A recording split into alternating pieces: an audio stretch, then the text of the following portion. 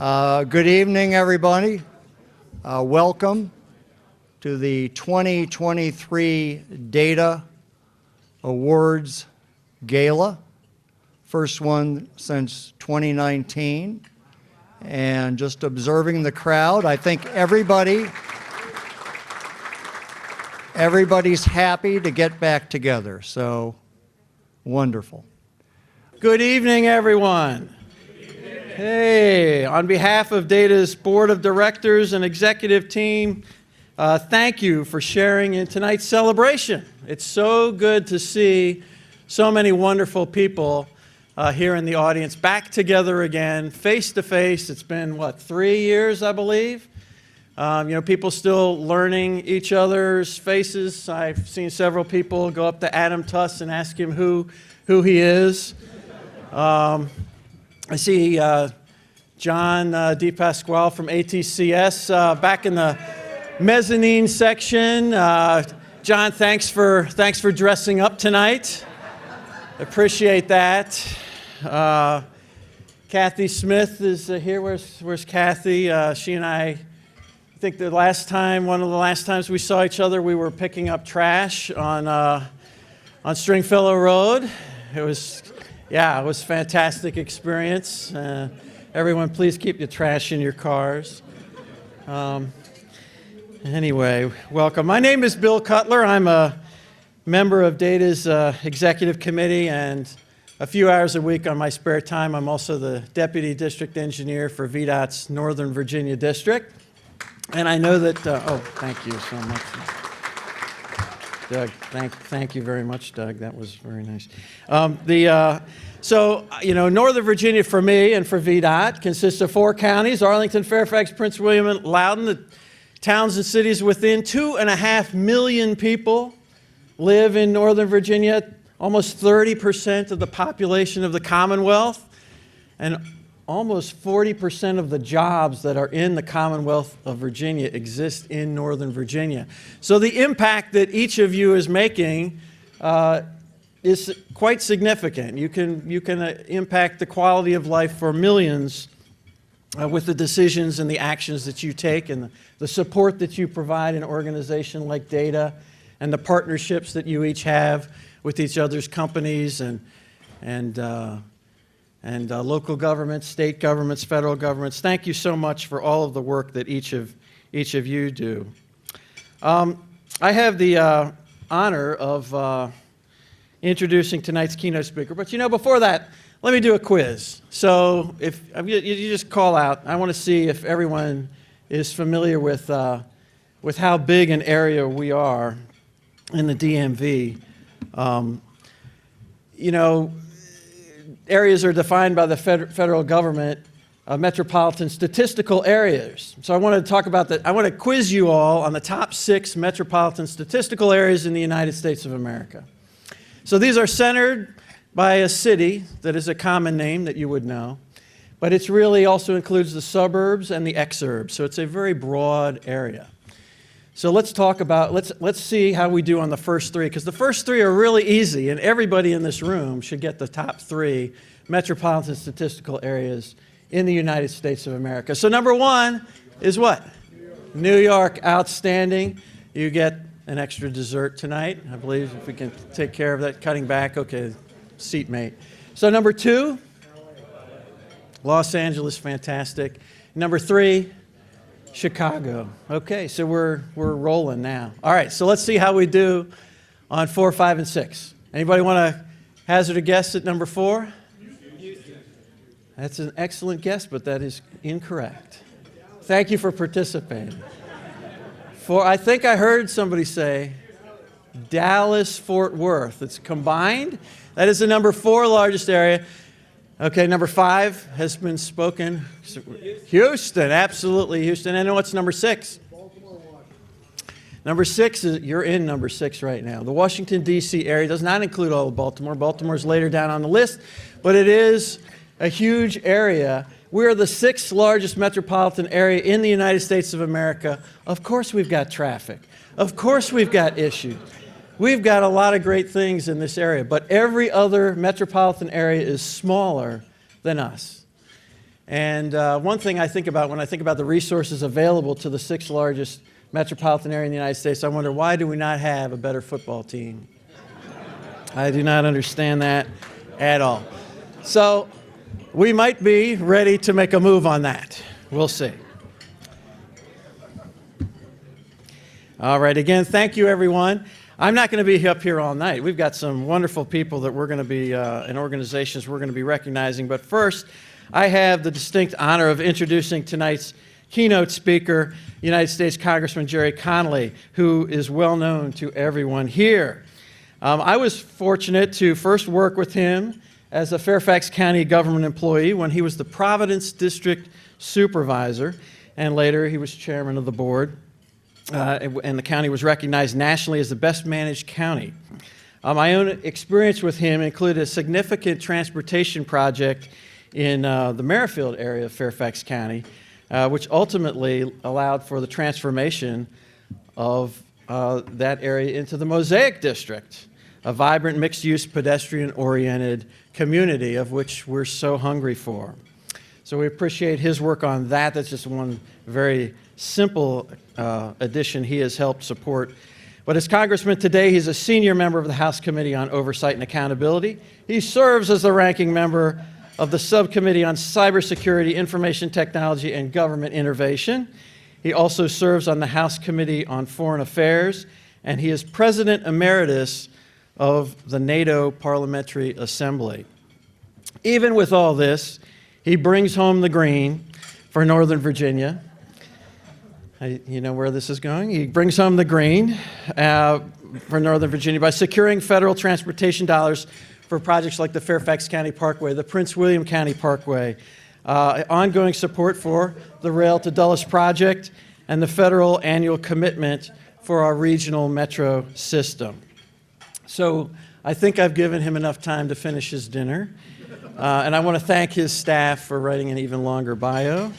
But would you all please enthusiastically join me in welcoming Northern Virginia's greatest Irish American, Congressman Jerry Connolly.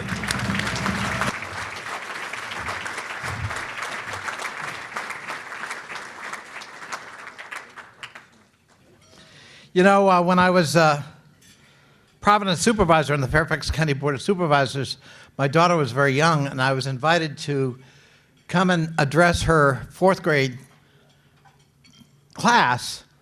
The teacher was teaching them about the differentiation among federal, state, and local government and their respective roles and functions. And I gave a stem winder of a speech to that 4th grade. I talked about the elasticity of demand for taxation. I talked about the Dillon rule versus home rule. I wound up with great panache, and I got very polite applause from that 4th grade. But there was one little girl who did not applaud, and she had her arms akimbo with a scowl on her face. And I went up to look at her, and I said, you didn't like my talk? She said, no, I thought it was boring.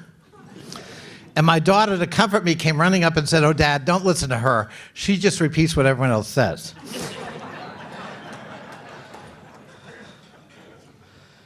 You get a lot of respect in local government, right, Phyllis? You know, great countries make 3 big investments, all of which have huge returns. And without these 3 investments, you are not a great country, and you will not be competitive as you look to the future. And those 3 investments are education, research and development, and infrastructure. In the Civil War, the American Civil War, the 38th Congress was very visionary. In the midst of the war, of horror that was unspeakable, 650,000 Americans died in the American Civil War. Millions were maimed. It was unheralded horror for our country, and yet that Congress, in doing everything it had to do in managing the war with Abraham Lincoln, had the vision to pass the Homestead Act, had the vision to pass the Land-Grant University Act, had the vision to pass an infrastructure bill, the Transcontinental Railroad. And Abraham Lincoln threw one more thing at it in terms of infrastructure. He insisted that the dome of the Capitol be completed in the war. If you look at a picture of his inauguration in 1861, behind him is scaffolding and an unfinished dome. There is no dome. 4 years later, at his second inauguration, you see the dome completed. He believed that was really important, to see ahead, to see beyond the end of the war, and have a symbol of unity for the country after that war. Vision is what it took. If you look at our own experience with the Silver Line, in 1962, when Dulles Airport opened, somebody wrote a federal paper like spitballing, like, I don't know, it's probably a crazy idea, but we might want to think about a transit connection between what's designated as the premier international airport of the nation's capital and the nation's capital itself. I don't know. Apparently they did it in Tokyo and London and Rome and Paris. We might want to think about it. We cut the ribbon just a few months ago for phase 2. It took 61 years for an obvious transit investment that should have been made a long time ago. And we had a struggle. I mean, those of us, Jeff was there putting together the tax district. I mean, it was touch and go. And the federal government had decided that it was only going to provide 20% of the funding. We were going to have to figure out the other 80%. Can you imagine Charles de Gaulle Airport in Paris saying, well, if you want a transit connection between the airport and Paris, you guys in the local government better figure it out. Because you don't think we're going to do it, do you? But that's what happened. And that's what we had to do. And that's not what great countries do. And so, in the last Congress, we saw vision that is probably the most impressive set of actions by a Congress in at least 50 years. Lots of things got passed, but 3 big bills that matter to us. The Inflation Reduction Act, the largest environmental investment in the history of America. The infrastructure bill, the largest investment in infrastructure in the history of the country, and you'd have to go back to 1956 and the interstate highway system that Dwight D. Eisenhower championed for something comparable in terms of transformation. And of course, the Chip Manufacturing Act, the largest investment by the federal government in technology, R&D, and investment in manufacturing in the history of the country. Those 3 bills are transformative. Those 3 bills will change everything in America. They will provide electric charging stations throughout the country. They will replace every lead pipe so that 10 million Americans who drink water today through lead pipes will no longer have to risk lead poisoning for themselves and their children. 70,000 miles of highways will be retrofitted and rebuilt. Thousands of bridges will be rebuilt. Transit systems and Amtrak will be invested in. Broadband will come to every home and every community in America, connecting America finally. These are important investments that have returns on them. There's a bill right now, unfortunately my friends on the other side of the aisle have introduced, to cut those investments, among others, if you want to raise the debt ceiling. Now, a debt ceiling bill is simply acknowledging bills we've already incurred and that we're going to pay for them. That's all it is. It's not forward-looking. It doesn't say we're going to incur new debt. To jeopardize that bond rating and hold hostage these investments is backward-looking, not forward-looking. And investments have returns on them. Think about the internet. The internet was 100% a federally funded R&D project at DARPA. It started out as an internal defense communication network known as DARPANet. And someone had the idea along the way that maybe it had commercial application, the internet. Whatever it cost the federal government to invest in that R&D to create that mechanism was worth every penny. And none of us can really calculate the return on it. It's probably approaching infinite. The interstate highway system I mentioned, that's a return still giving. The human genome, another 100% funded federal R&D project that will transform medicine in our lifetimes. I hope soon. These are visionary investments our country has always made. And these are visionary investments we must continue to make, because I can assure you the Chinese are. I was in China a few years ago. Everything was new, brand new. Brand new high-speed rail everywhere. Brand new subway systems. Brand new highways and bridges. Brand new airports. Brand new bridges. Brand new port facilities. And I mean, I was drooling as somebody who came from local government and know how we struggle to make things happen. To look at this was amazing. They graduate more engineering students every year at advanced engineering universities than we do. They are pioneering in AI, in cyber, in quantum computing, in 5G.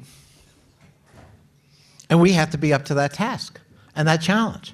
Otherwise, they're going to dominate the next century.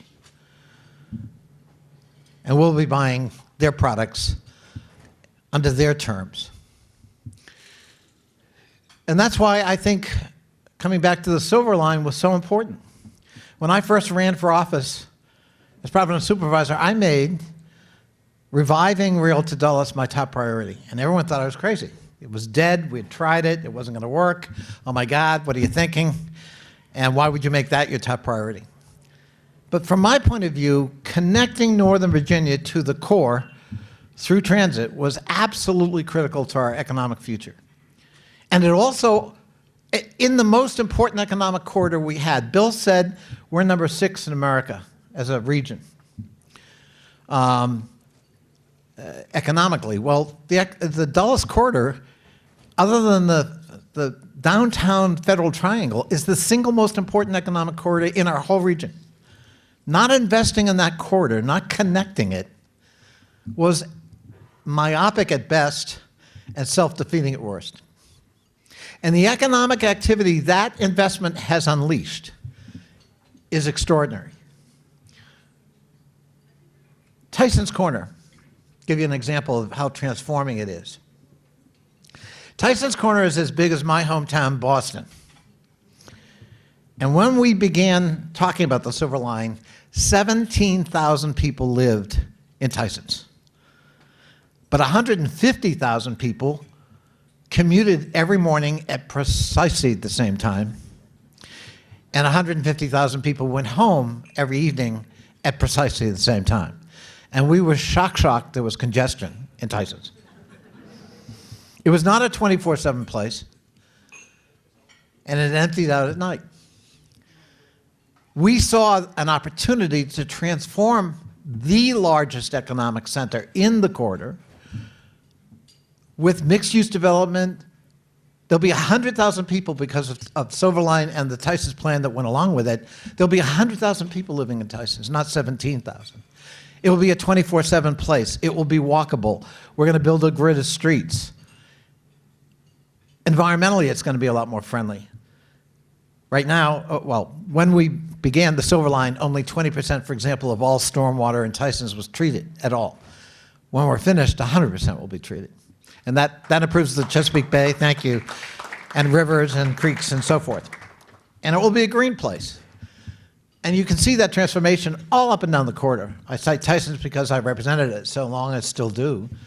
And it is absolutely key Tyson's must succeed if Northern Virginia's economy is going to succeed. And so investing, making these investments was important. And what we learned was doing big things is hard. There are all these naysayers. There are all kinds of reasons why you can't do it and shouldn't do it and, would be better served with something else. And it required some vision and political will and stamina. And that's what we need for our country right now. We need to look into the future. In the hymn "America the Beautiful," there's a stanza that says, we need America to look beyond the years. It's hard to find political figures who look beyond the years because there's no reward for that. To put all of your political capital into a project and you will not be there for the ribbon cutting, is a tough sell. And so it's particularly why I'm so proud of the last Congress, because we were able to do that for the sake of the country. And a lot of us won't be around to see all of the fruits of that, but we know that America will be better off for it. So what we celebrate tonight, I think, is the accomplishments in our region that we've achieved. The fact that we were willing, as a business community, as a political community, as citizens, to actually support that vision with our resources and with our votes. And it is transforming this region, not only to make sure we maintain our place as the 6th most important economic region, but also in terms of the quality of life we're going to pass on to others who will follow us and our children. So be proud of that and continue the good fight. God bless you all. Thank you.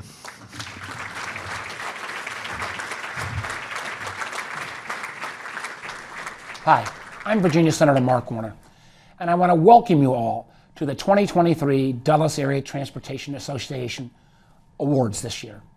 I'm glad to take a few moments to celebrate some infrastructure accomplishments we have made over the past year, particularly the Silver Line extension, which you all know has been a priority of mine literally going back decades. It took decades of hard work to realize the dream of Metro, the Dulles, Reston Town Center, Herndon, and even into eastern Loudoun County. I can actually remember working on this extension as a member of the Commonwealth Transportation Board back in the early 90s.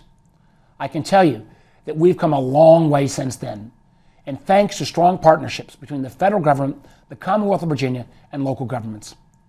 And it's not just Metro riders who are benefiting from our investment. The Silver Line has alleviated road congestion, giving folks a convenient and efficient alternative to get to Dulles. Everybody wins when we build up our infrastructure.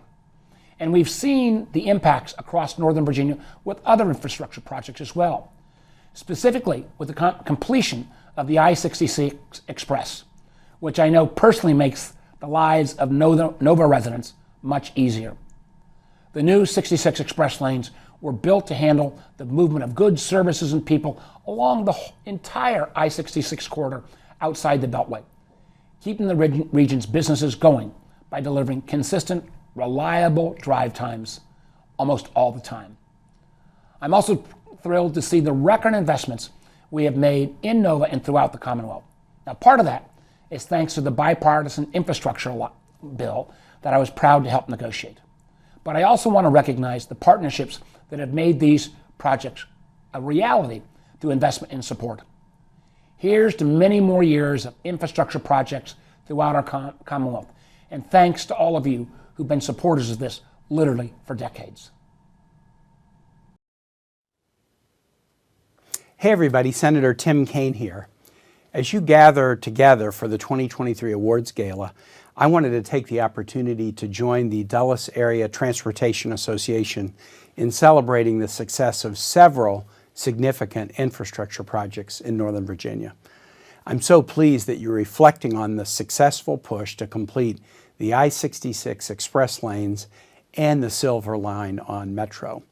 These are two projects that I've been honored to work on since my time as Lieutenant Governor up to the present day as your United States Senator.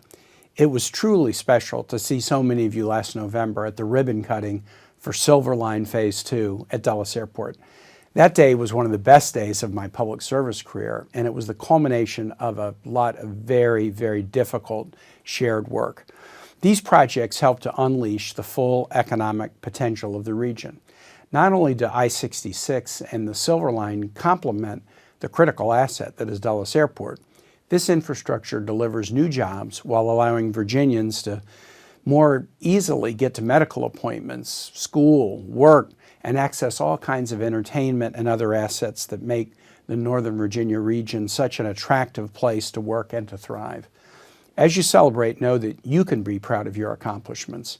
The Dulles Area Transportation Association has been absolutely key in coming up with the vision and then staying at it with elected officials, pushing, encouraging, cajoling, until we put together the very, very complex set of projects that you're celebrating today. So I thank you for your role, and to everyone involved. You've done a great job, a hard job, to improve our infrastructure and improve the quality of life for Virginians and visitors from all over the world.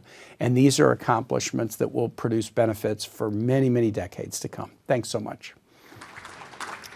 And thank you again to Senator Kane and Senator Warner and Kane for their important messages specific to this group tonight, and their support of DATA and the work that DATA does and all of DATA's partners. So again, thank you so much, and congratulations to those who are about to be recognized. We're going to get on to the awards now, and Adam Tuss, that's the guy that's sitting at the table. You'll recognize him a little bit later since I've said his name a few times.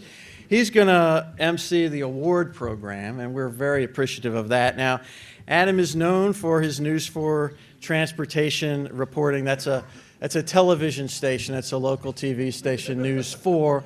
And something about a 4 in the number on your cable box. And he also anchors the Sunday edition of News 4 Today. So that is very impressive. Now, I had not seen, Adam and I have occasional events together. Friendly events together. But I had not seen him with the pandemic and everything. I had not seen him for several years. And, you know, I just, Kathy Smith and I, some others, we just celebrated the groundbreaking event of Route 29 widening between Centerville and the Fairfax County Parkway. So we just had that event. And when it was over, there was Adam Tuss kind of walking over to me saying, "Hey, Bill, I'd like to have an on-camera interview with you. Can we do that?" And I said, well, sure, Adam, sure. And as we walked toward the cameraman with the tripod, you know, where they were all ready, I said to him, well, you know, I'm not actually the project manager. I don't know all the project details. So I'm kind of more of a. And he said, "Oh no, Bill, we're just having a conversation. It's just a conversation." And so I felt relaxed as we were going to have a conversation. That was very soothing to me. And now I don't know exactly the words that Adam said, but here's at least what my brain heard.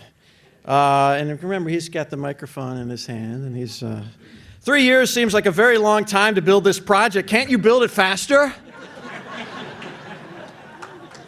Now, in my head, I started to make this sound of fuck. And, maybe I was thinking funny, you should ask that, or fudge, or father mucker, or something. But what I said was, all of that was in my head in a millisecond. There was not a moment to spare. And I said, yes, we can, if we can close down Route 29. But we know we can't close down Route 29. And then I gave him a story which I'm going to relate to the room that we're in today, because he actually played essentially a version of what I'm about to say. He used that. And that is, here we are in this wonderful room with 181 or so people, plus staff, and we're having this wonderful event. Now imagine if right now, at the very same time, while you continue to have the wonderful evening, we're going to replace the wall-to-wall carpeting in this room. They're going to replace. It's happening right now. It's happening right now. Hey, pick up your feet there. Pick up your feet. Come on. Okay, and it's just going to happen. Now, imagine what it would be like to replace the wall-to-wall carpeting with an empty room. And that is the difference between, that's the issue we have with transportation projects, is that we have to build things while people are still using them. While we've got 20,000 users, 50,000, 100, 200,000 people are still using these facilities, and we're building some pretty complex projects. So that was your answer, Adam. That's too long. And he played that. That version was too long. I had a much shorter version in my stage. I want to now introduce him seriously. Let me find those notes. Oh yeah, it says here that I really do appreciate Adam and the press for challenging us to do better in service to our community, and also for getting the word out on our community success stories. And that's what tonight is about, is a lot of community success stories. And we appreciate truly people like Adam and the media that help us get those words out, because it's important for people to see the good that is happening. And we're going to hear more about those good things tonight. So please join me in welcoming Edward R. Murrow Award-winning and Emmy Award-winning journalist, Adam Tuss.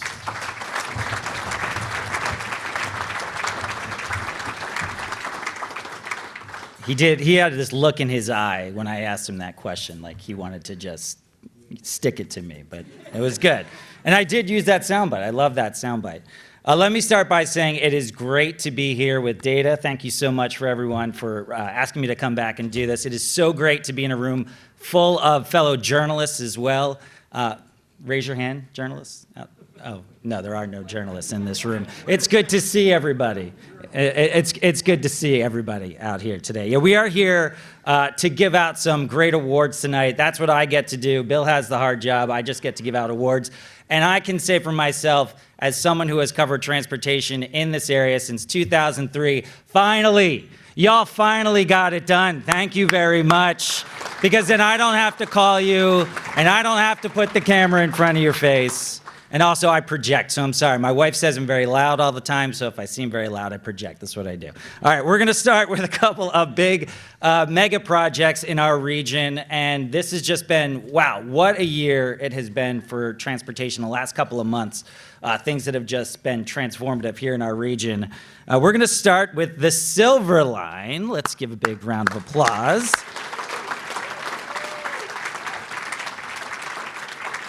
I guess I should say the second phase of the Silver Line. I see Scott York.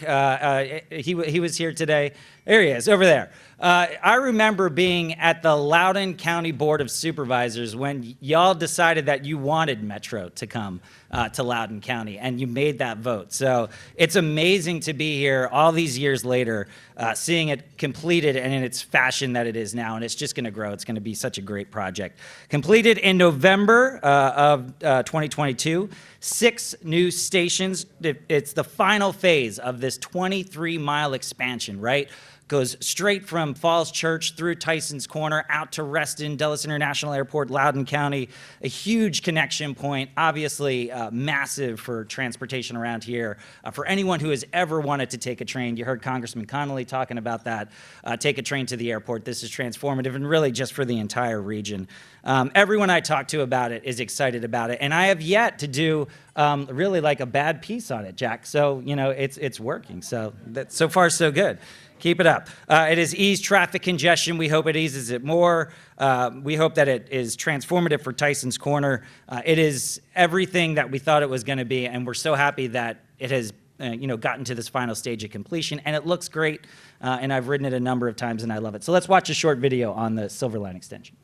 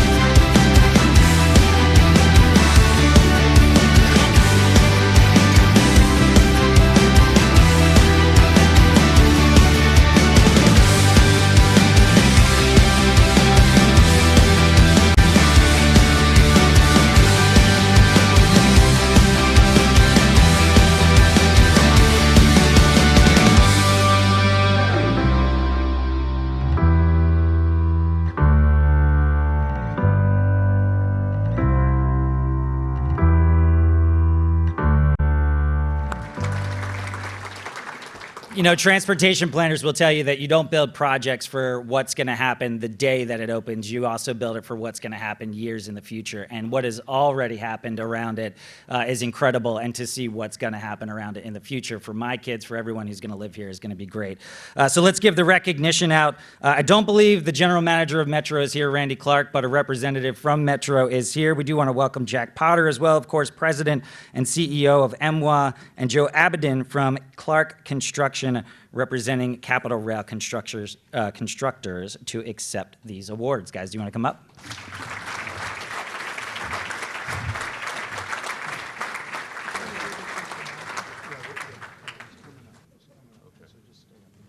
Before we let Jack get off the stage, we do have a very special person in the room, Miss Marcia McAllister. Marcia, where are you? Yes. We're going to bring Marcia up because Marcia's retirement is coming up. And she has been instrumental not just in this project, but for me individually on this project. This is the person that I called, without a doubt, the most and gave me the most information about this project. Marcia, thank you so much. Yes. Jack, do you want to say a word first, or do you want to have Marcia come up? Well, let me begin by just saying thank you to everybody at Data for all your support. I wish Congressman Connolly was here, because it's visionaries like him, the senators that you saw earlier, the folks back 60 years ago who thought about this project. You know, they set the path. We carried the ball across the line. But it's people like Marcia who were there the entire way, helping facilitate that, whether it was as a reporter or later on working for MWA and helping Adam tell the story, and he did get it right most of the time. Let's introduce Kate Hanley, or should she just talk a little bit about Marcia? Kate, we all know Kate and her leadership at Fairfax County, so.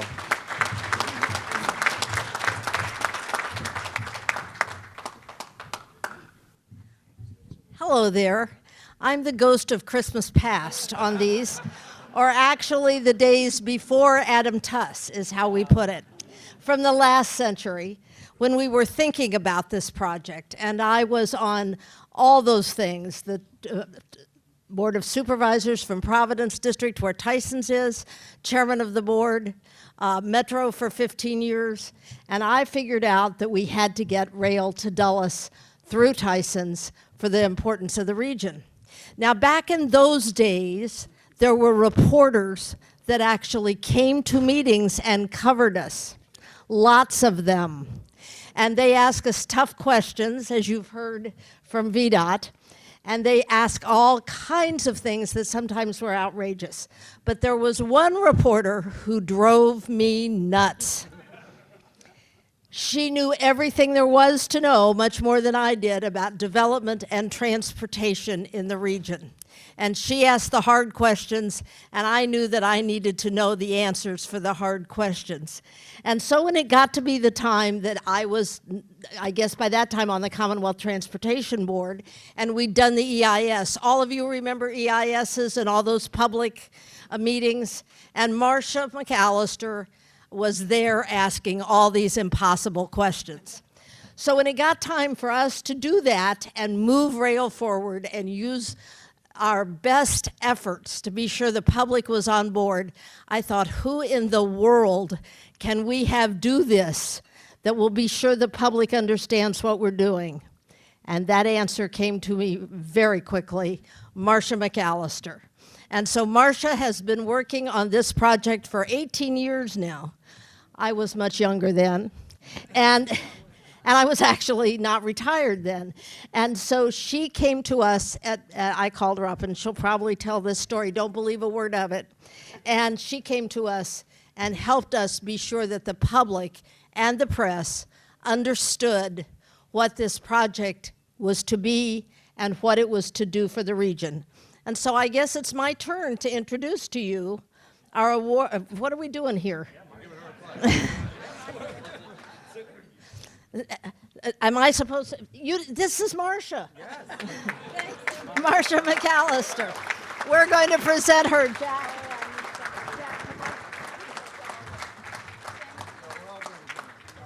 If you can't see that, it's a picture of the station at Dulles. Imagine that.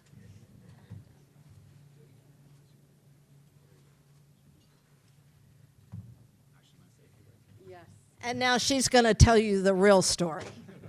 Well, let me tell you, I was relaxing in an office in Reston about 2 weeks after having won a Virginia Press Association award for in-depth reporting in the state, and the subject matter had been the Dulles Rail project. And I was thinking what I was going to do next. Well, got this phone call sort of from this ghostly-like character who calls and she wanted to meet for drinks, or she wanted to meet for food. I can't exactly remember her coffee, but it was about, yeah, it was about 7:30 at night though in town center. So anyway, I ambled over there, and I thought she was going to yell and scream at me because people like Jerry and people like Kate had yelled and screamed at me a lot over the years. I'd been a reporter in in Atlanta for many a year, but a reporter here for long enough to make some enemies along the way. But along the way, I had met some really good people, and I want to point out a couple of those in just a minute.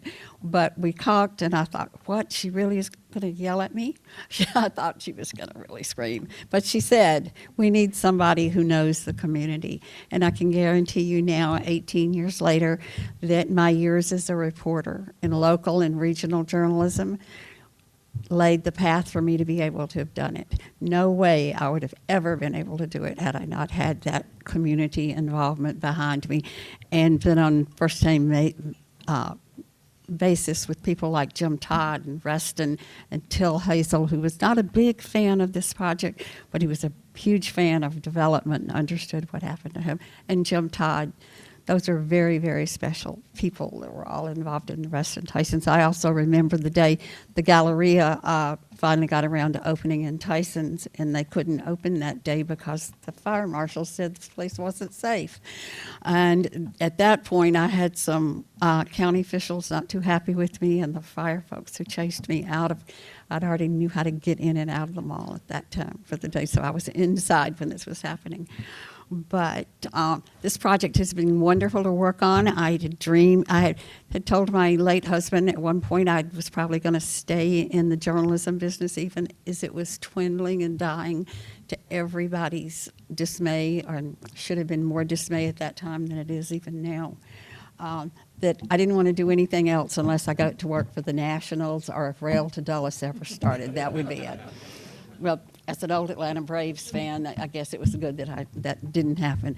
But I agreed after some cajoling by several people besides Kate and former supervisor Kathy Hudgens, some people like Ken Plum, things like that. And I decided, okay, we'll do that. And it has been, soon after that, I'll have to tell you, there are a lot of unexpected things, including where the Loudon people, there was a giant pink pig that showed up opposing us at public meeting after public meeting. Yes, I know some of you will remember that. Pretty soon after that, we found ourselves protecting bats that were going to be extinct, and having a reporter confrontation with one of a senior project manager that almost blew up in our faces for a nasty story, but we came through that too. And then I think one of the biggest challenges right away was I had this horde of engineers everywhere. Everybody on this project is an engineer, except a couple of us at that point in time. And do you think engineers and journalists who try to talk to people where they can understand it could actually understand a lot of what we were doing? No way. But I think there's an individual here tonight named Stephen Varna, who was really, really instrumental in helping me understand them and helping them understand, and our senior management understand, that the reporters that would be covering us were not out to eat us. They were not out to kill the project. They were not out to find fault every minute. They were out to find out what they had the absolute right to know and what the people of Northern Virginia had to know about this project. And once we got that settled as the way we were going to operate, the hundreds and hundreds of meetings we had with different groups. I really need to thank a company that I wish their representative was here, Commonwealth Consultants, which is headed by Bruce McLeod, which some of you know well, has been with us for the 18 years we've been on the project. I have a former employee of theirs who was with us the first year of when construction started, that's here today. Jessica, I'm going to wave at you and embarrass you. But over the years, they were great, and I just have to thank everybody. I especially thank Jack, where are you? Because you really did take it to heart when we were struggling with how did we really start to deal, what did the press really have the right to know? But he was always right there saying the truth. Because, you know, if you don't tell the truth, the press will get to you. That is true, and that was the only thing they should have. I did want to compliment one other reporter that Adam was awesome on this project. Adam Awesome. I think it was Adam who once showed up when the police were called to a strip shop kind of place on Route 7. on Route 7 when they were claiming that the rail project was putting them out of business. And a reporter was there, thanks to the Fairfax County cop that at that point tried to explain to the owner that no, it's the internet you're trying to go after, not the rail project. It has been a great time, but in addition to Adam, who I think really understood the project because he read everything, he showed up at everything, but so did one other reporter that I'd like to point out, and that's Laurie Aratani of the Washington Post. She is diligent. And she's very, very diligent, and over the years, she really tried to go behind the scenes and spread the word out. But it's been great. Kate. Yeah. Thanks. Okay. Thanks. It's all your fault. But I also have to thank David Mold, who is the Chief of Communications for the Airports Authority. He runs a great shop. He really does. Thank you, David.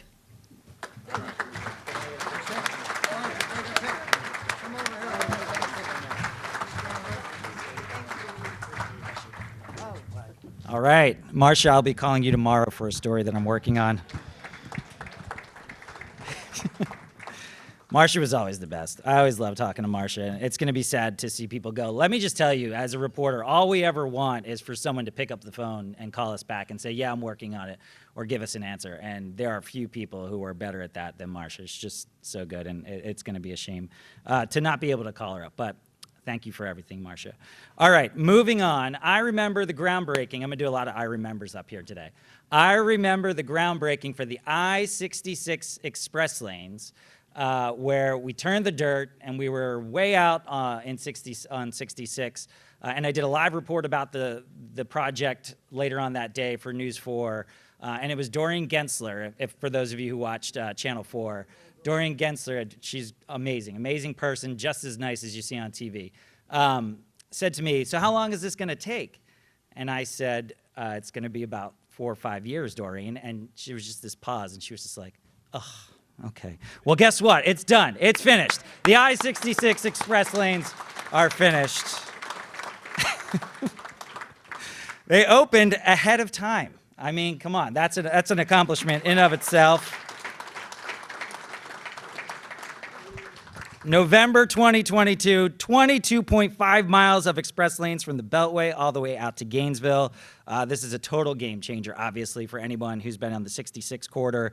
A really well-executed public-private partnership between VDOT, DPRT, and I-66 Express Lanes Mobility Partners. This is one that really went smoothly from a reporting standpoint. I'm just going to give you my perspective on this. Got done. Got paved, opened early. Let's watch a little video on it.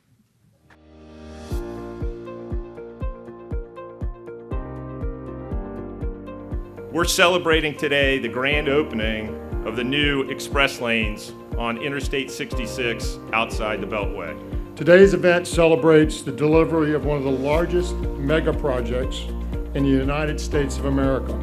as well as in Virginia. The 66 Express Lanes project is a public-private partnership between the Commonwealth and I-66 Express Mobility Partners. Today we celebrate the opening of 22.5 miles of the highly anticipated new express lanes on Interstate 66, one of the busiest corridors in America. How about that for a needed project? If you are a toll road user, this is a great project.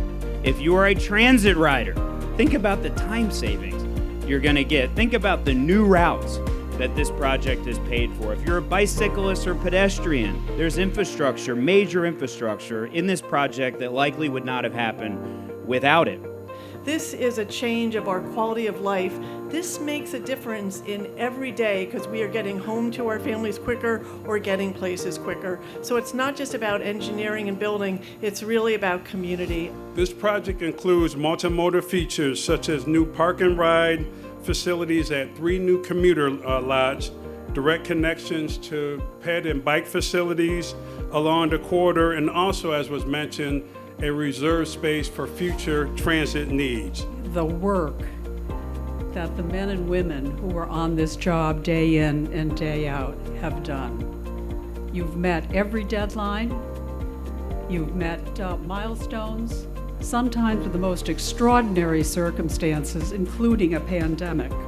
I'm very honored to be this morning with you for the opening of this world-class infrastructure project. I believe it can serve as a model for the rest of the U.S. and most of the world.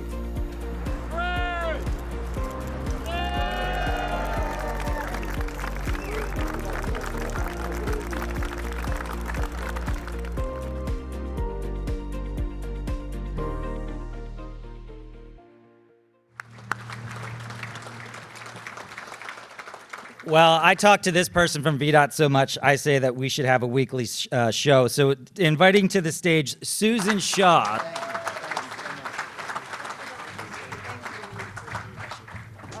Very quickly, it feels very awkward to be up here by myself because I can tell you I did not do this project by myself.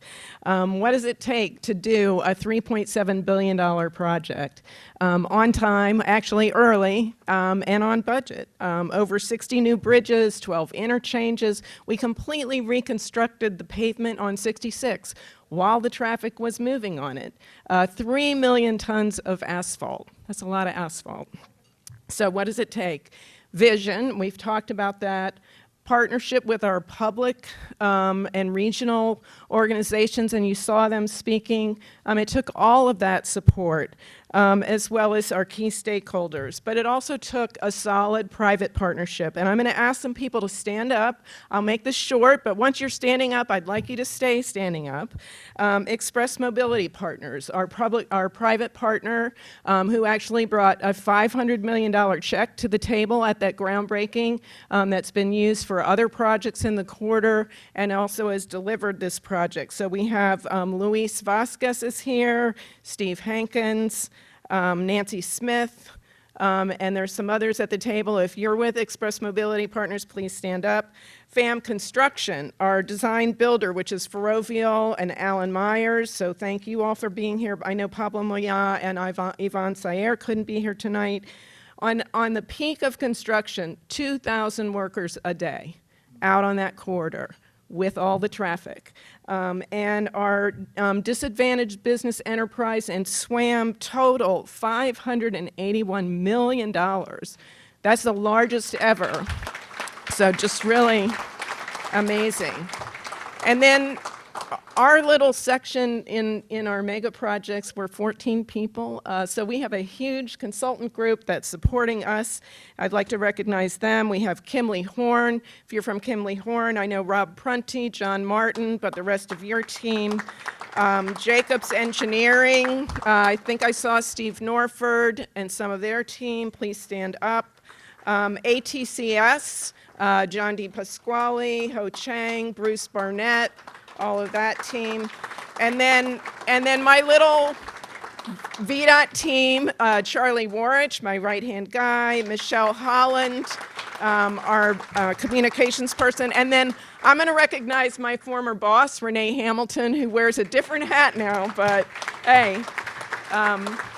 And then I wanted to mention Fatima Aladous is not here. She's retiring here at the end of the year, but she did our travel demand management and working with all of our local agencies to try to work in this corridor. It's a multimodal project, and we have made a huge investment in future transit in that corridor because we have kept space in the middle for future potentially metro expansion or rail expansion in that corridor. Huge investment in there. And, the express lanes themselves are providing that space now where bus service is running in that corridor. And so what a great, I hate that. Is it a transit project or is it a highway project? This project really is all of that. We're getting ready to celebrate the opening of our first our first trail segment, May 17th. So hopefully some of you can come out for that. We're really excited. 11 new miles of trail in that corridor that previously did not exist. Great new east-west connection in there. So really a lot of accomplishment, and thanks to all of you in the room that have helped support the project. So thank you.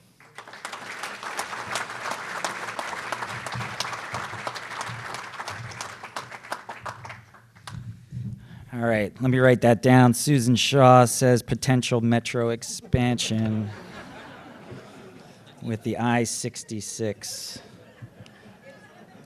It's in the documents. Okay, thank you, Susan. We'll talk about this next week.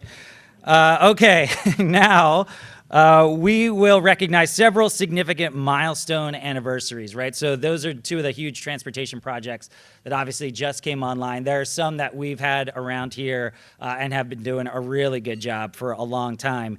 These transportation-oriented projects and programs that we're going to recognize have had a significant impact on keeping Northern Virginia's economy robust and growing while helping maintain a high quality of life for its residents. And the first one, I can remember doing a live report the day that these lanes opened, and my photographer was in the back seat of a car, and I was in the front seat turning around. I had a driver, and we were driving these lanes, and everybody back at the station thought it was the coolest thing in the world because before that time, you couldn't really do live shots that way, and we were doing this through like cellular technology. So thanks for helping advance my career as well. We're talking about, of course, the 10th anniversary of the 495 express lanes. Been a huge project. 14 miles from Springfield to the Dulles Toll Road opened first November 2012. The first fully dynamic tolled lane facility in the region, which I'm told we have a lot of those now. So that was the first one there. Provides reliable daily trips to about 97,000 toll-paying drivers. And to come up to the stage here and talk a little bit about it, my friend Amanda Baxter, the Vice President with Transurban, to accept this award.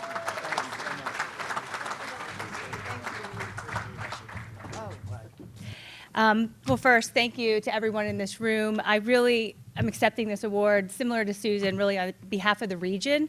I think a lot of people I see in this room have worked on this project, have driven on this project, and it's really great to be part of a business that pioneered express lanes in this region, only to see them growing and taking up, saving us more time. So I'm going to talk a little bit about that. So these express lanes, as you know, it takes a lot with the political leadership to get these things done. It was a little bit of a burn about the trees bill, and we're going to talk about that later on Project Next, but we're working on it. But for more than 10 years now, we have been delivering safe, fast travel in the region. Since we've opened the express lanes, we've supported roughly 10 million customers, saving more than 33 million hours of travel time. And this is one thing I think this region really likes, is the fact that the HOV and the transit has grown about 105% just on the 495 express lanes network. So that's extraordinary, and we only are going to see that becoming more robust with 66 express lanes connecting into our network. So the last 10 years of express lanes, we won't stop here. I think that this region has more express lanes in their future. We're excited to have the great partnership in this region and share this with everyone. We're on the ground floor at Transurban of research. We are working on connected autonomous vehicles. I mean, And I think our partners at 66 Mobility Express will say this, these projects are going to be around for a very long time. How we're driving these lanes today won't be how we're driving them for 20 years. I'm not going to use the Secretary's flying car speech here tonight. That's for him.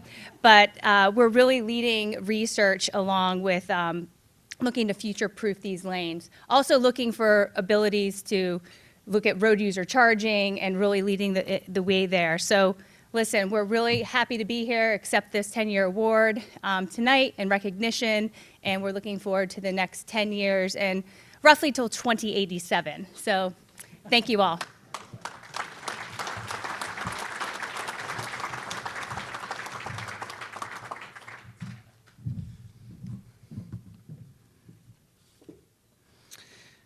All right, next up, a very important organization for everybody around here and also for reporters, the Northern Virginia Transportation Authority, an organization that I've dealt with quite a lot. For the past 20 years, the authority has played a major role in advancing regionally significant multimodal transportation projects for Northern Virginia's transportation network, of course.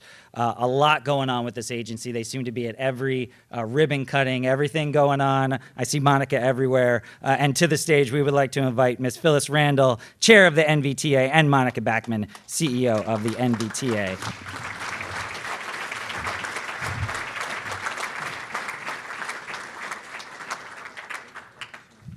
Well, I would be really brief. First of all, I want to first thank my husband because this is date night.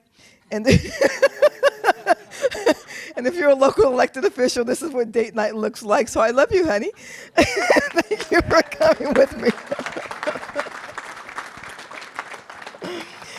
There are so many people in NVTA over the past 20 years. It seems funny to stand up here without Marty Noe in the room, for one. My predecessor, Mr. York, as well. You know, NVTA has done so much work in the transportation space, and I think it's really important to know that we talk about NVTA as you know, congestion relief relative to cost, but NVTA is also really focused on multimodal transportation options, and we've talked a lot tonight about the Silver Line to Dallas, which is in Loudoun County, Virginia, by the way. I think we've put about $280 million into Metro from NVTA, and so we really are very multimodal focused. This past couple of years, we also established some core values in NVTA. They are equity, sustainability, and safety, so it's really important to do that. We just passed a $65 million program, and I want to actually say, especially, one, NVTA staff is just really the best transportation staff around, I believe. And I really have to give a lot of credit to Monica Backman, who has been, yes, please. Monica leads this organization with aplomb and grace. She, you know, it's one thing to lead an organization. It's another thing to lead an organization of elected officials. And it's another thing altogether to lead an organization where every elected official is a chief elected official. And so she does that very well. But she's also been the foremost leading voice in the Northern Virginia area to talk about transportation technology. We have really leaned into what we know will be here in the future, and getting infrastructure in place for the cars that are and vehicles that will be coming, and not just the ones that are here now. And so we're doing some very, very heavy lifting and great work at NVTA. I also want to remind everybody that we do have on June 8th our anniversary coming up, and if you haven't got an invitation already, you are invited to come. Although we want people there in person, we're not taking any of these videos from Mark Warner and Tim Kaine. We want them actually there in the room in person. So thank you all very much on behalf of everybody at NVTA. We appreciate you.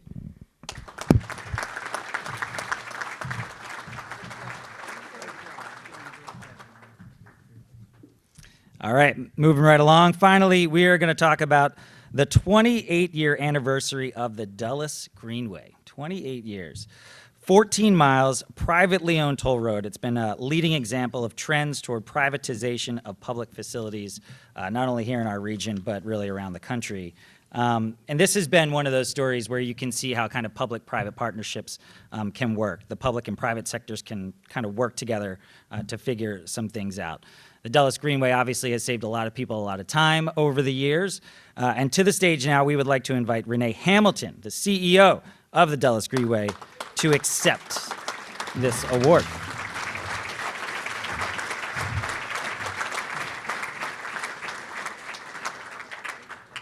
As Susan mentioned, before joining the Greenway 3 years ago, I enjoyed a very rewarding career with Virginia Department of Transportation, and many of the projects that you've heard tonight, I've actually played a role in them, so therefore I'm not going to tell you my age, but it's been a long time in the transportation industry.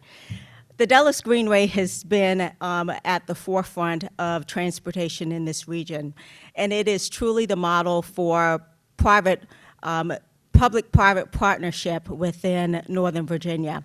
We're one of the first private roadways since 1816 in Virginia. And so, although I cannot take credit for that, I have an amazing staff that has welcomed me, and I would like you to stand, team that basically has been on with the Greenway, many of them since the conception of the Greenway, so 28 years. So I would like to recognize them. We've definitely played a pivotal role in the region, and we will continue to do that. One of the things that we are truly engaged in is working with the community. This Saturday, and a shameless plug, we will have our 3rd annual Run the Greenway race, and we have, thank you, enlisted 17 amazing charities from Loudoun County. You still have time to sign up until midnight tomorrow night and to donate to those charities. They do an amazing job for the community. We're just doing a small part by basically having the race on our roadway, but we do ask that you look at that and please attend if you can. One of the other things that we're doing in the community is working with our school system and just giving back from an environmental standpoint. If you haven't checked out our Eagle Cam yet with our 3 baby eaglets, please do that. Sometimes roadway is not about moving people, it's about moving a community. And so that's what the Greenway is all about. We're looking at moving the community and giving back to the community. So thank you.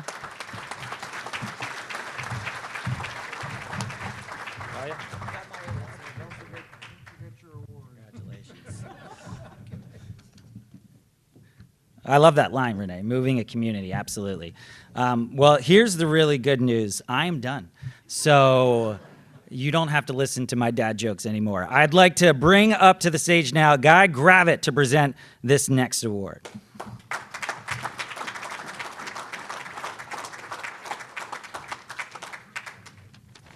I've had the pleasure of knowing the next award recipient for over 30 years.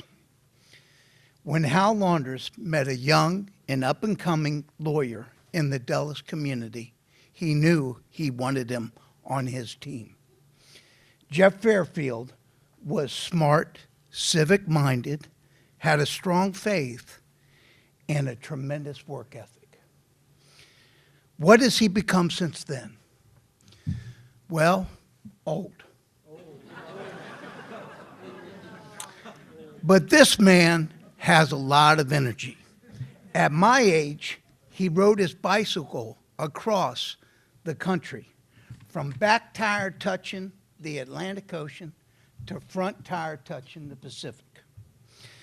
He was instrumental in making Phase 2 of the Silver Line a reality while he helped transform Ruth and Hal's Arrowhead Farm into Arrowbrook Center.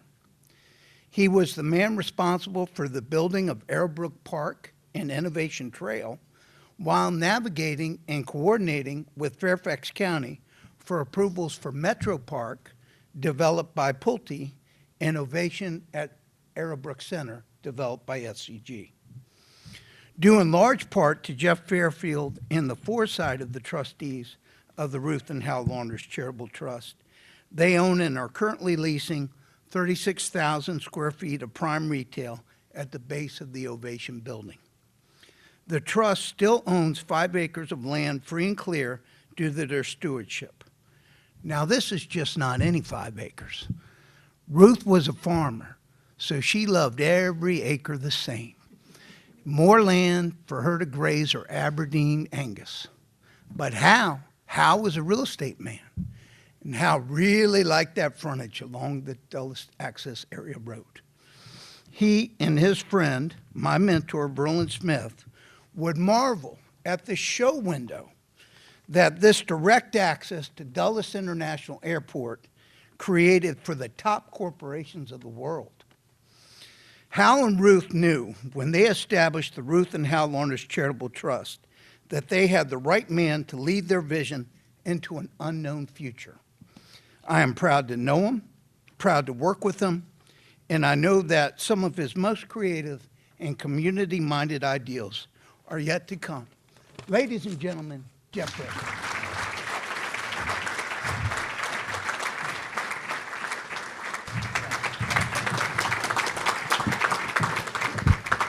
Okay, I only have about a 20-minute speech. No, first of all, Guy is, fortunately, Guy and I met probably about 1988, 89, Committee for Dulles Lunch, and that was one of the most fortunate events of my life, meeting him, because he's taught me so much and showed me so much insight, not only on real estate, but just on life. But what we didn't mention is what I was just given is the Sid Steele Award, which is an award that Data has given for years and years and years. And Sid Steele was the founder of Data. I'm old enough to have known Sid Steele.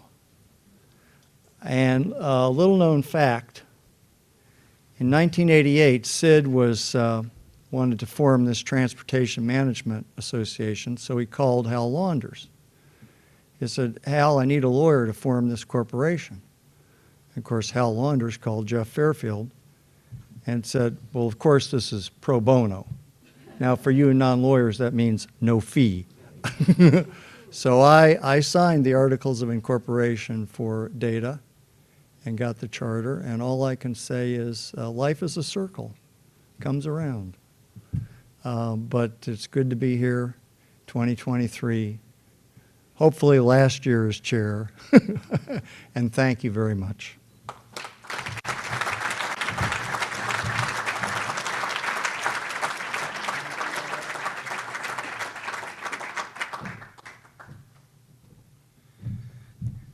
Jeff, it's been a pleasure, the last 4 years. So I appreciate your help steadying the ship during the pandemic, and it's been a great ride. We're going to miss you. We're getting close to the finish line, believe it or not. We do have one more special award. We want to recognize somebody who's spent more than 20 years, as we've been told, either a thorn in your rear or an advocate for transportation in the DMV. Adam Tuss has been a great advocate of Data for many years, and we think that his coverage of transportation in the region has been exemplary. So we would like to recognize Adam for his efforts.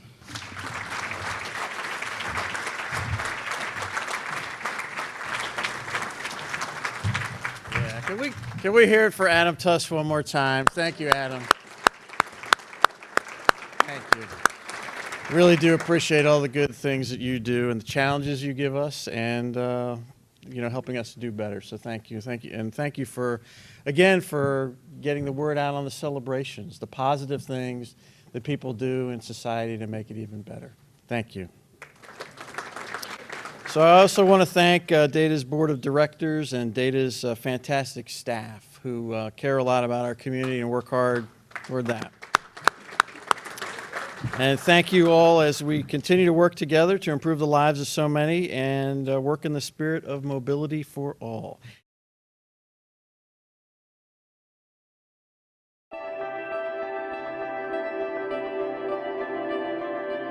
From the very beginning, the strength of the organization was volunteers who were giving their time and energy to make the airport all that it could be.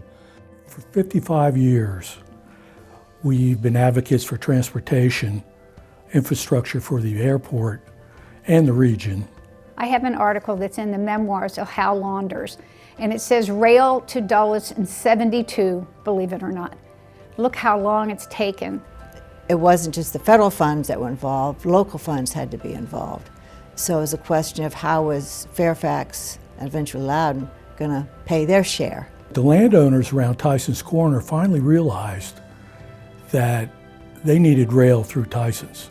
And they came up with a special tax district for all the businesses that owned property along where the rail was going to be. That concept went on to phase 2 of Dulles Rail with the Dulles Corridor tax district. We worked with other organizations to encourage continued support from the business community and the state of Virginia in their participation. We spent time in Richmond lobbying for what we were trying to accomplish. We did position papers on local and statewide issues and testified before local and state agencies and the legislature. Going down to Congress and meeting with congressmen and women down there to try to make sure that they heard our voices and knew how important this was. The Committee for Dulles has become an important part of the community. Elected officials rely on us, the public relies on us. We're able to see issues and educate people about land use decisions, economic development, and other growth potentials for the airport, which are going to benefit all of us. Well, it's been a terrifically consistent in its advocacy over time, supporting both the airport, rail access, road access to the airport, the growth of cargo traffic, and the growth of passenger traffic. During my term, they were just beginning or just in the middle of construction for the phase 1 of the interchange project on Route 28. That's something to celebrate. We worked on that for years. Now that project is complete. We worked very closely with the Smithsonian to try to do whatever we could to ensure that the Air and Space Museum become located in the Dulles Corridor. The official announcement of the building of the Air and Space Museum was done in May of 1999 by Admiral Ingen, the head of the Air and Space Museum, and he did it at a Committee for Dulles luncheon. In fact, there was someone that was in attendance when it was over that donated $1 million to the Air and Space Museum that day. We have maintained or gained international recognition from markets outside of our country. Most famously is the Frankfurt Airport. We met with teams from Geneva, Switzerland, who wanted to know how a community organization can help the airport.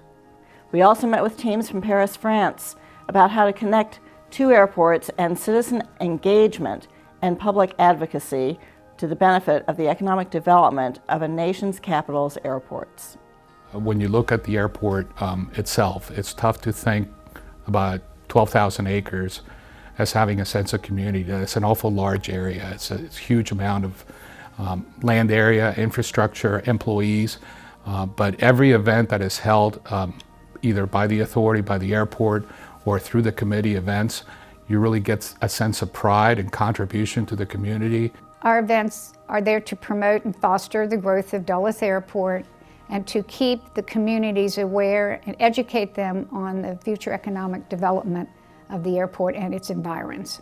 If it's a luncheon, or if it's a gala, or if it's another event, you'll have a significant representation of the various industries in our region, and it gives us an opportunity to share not only what we do, but how we can help them.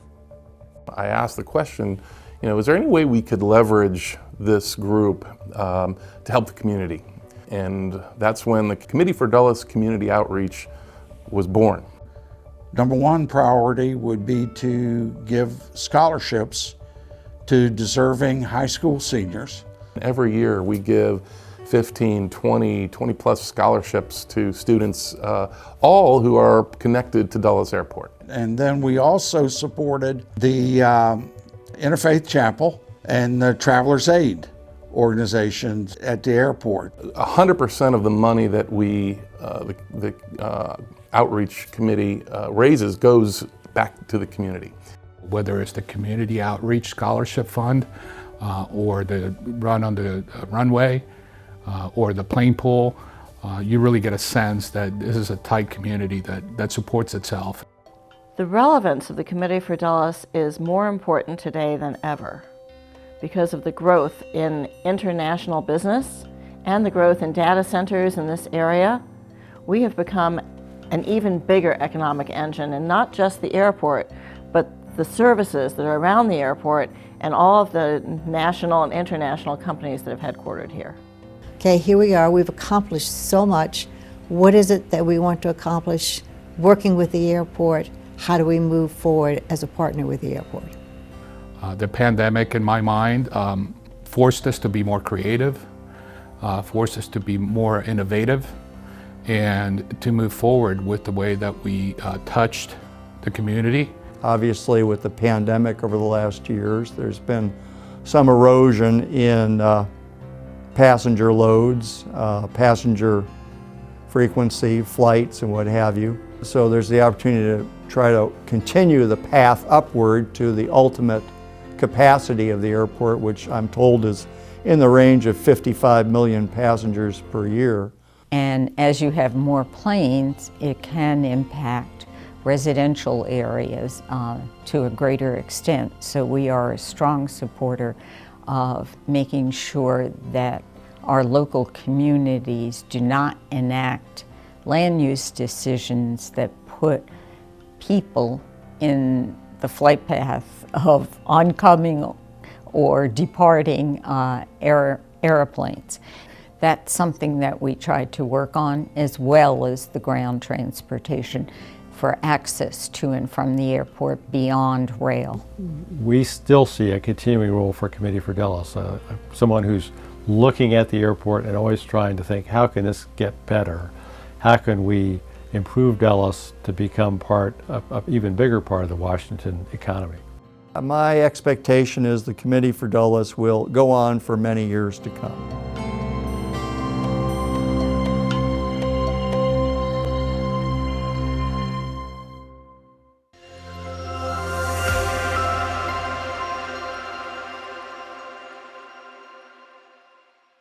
Good Shepherd Housing really focuses on supporting families within our communities, not only looking at providing housing stability, but also thinking what are their goals. When families don't have stable housing and they're spending each day trying to figure out where is it that we're going to sleep tonight, how is it that I'm going to be able to get to work and get my family to school and all of these different pieces, it doesn't really allow them the opportunity to be able to focus on other areas that might be able to help them achieve self-sufficiency. Good Shepherd Housing made a strategic decision a number of years ago to be able to purchase aggressively housing units themselves.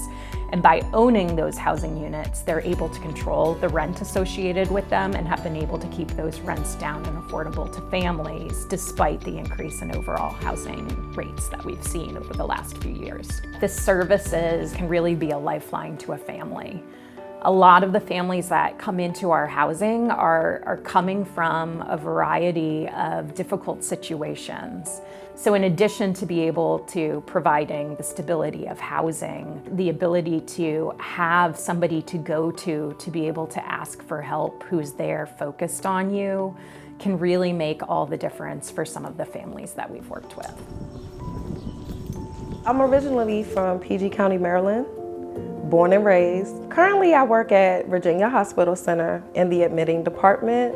I have a set of twins, they're 15. And they have a younger sister, she's 13. As of about maybe 3 or 4 years ago, I separated from my husband due to just a really abusive relationship. So I left everything, car, house, clothing, belongings behind just to try to provide a better environment For my children stayed with their grandparents for some time while I got myself mentally and emotionally together.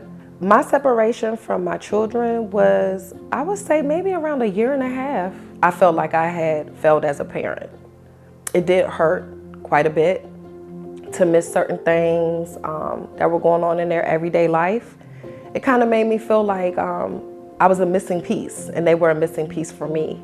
One day I stumbled across Good Shepherd Housing. This happened to be one of the really down days for me, so I think it was really God sent for me to find Good Shepherd. I sent over my application. I got a call within 72 hours, and maybe about 30 days after that, I was actually able to move into my own apartment where I could just provide and have a home for me and my 3 children. The first time I came into my home, and I literally sat in the middle of this floor and I cried. I was so grateful. And it took me a couple of days to kind of realize this is yours. I had never been on my own before. I've never had my own household, to run my own household and have my own space and just be the queen of my own domain. And it felt really good to walk in and see a space that I could call my own for me and my children. Because I control the temperature, I control my own environment now. I can decorate how I want to decorate. I can cook how I want to cook. Me and the kids can watch TV, we can watch movies. So this has definitely been a safe haven. What hasn't Good Shepherd House done for me? I have benefited from backpack drives, back to school drives, Christmas, food banks as well. They assist with schooling. They gave me financial improvement classes, and I keep in contact with a case manager every month. We go over a plan for me to just kind of see where I am. And she helps me reach out for those resources, and I'm so happy to have her and Good Shepherd on my team, because whenever I need something, they are always there for me. And I feel so supported in a way that has just added to my success, and it keeps me motivated, most definitely. I feel so grateful to be a part of the Good Shepherd program.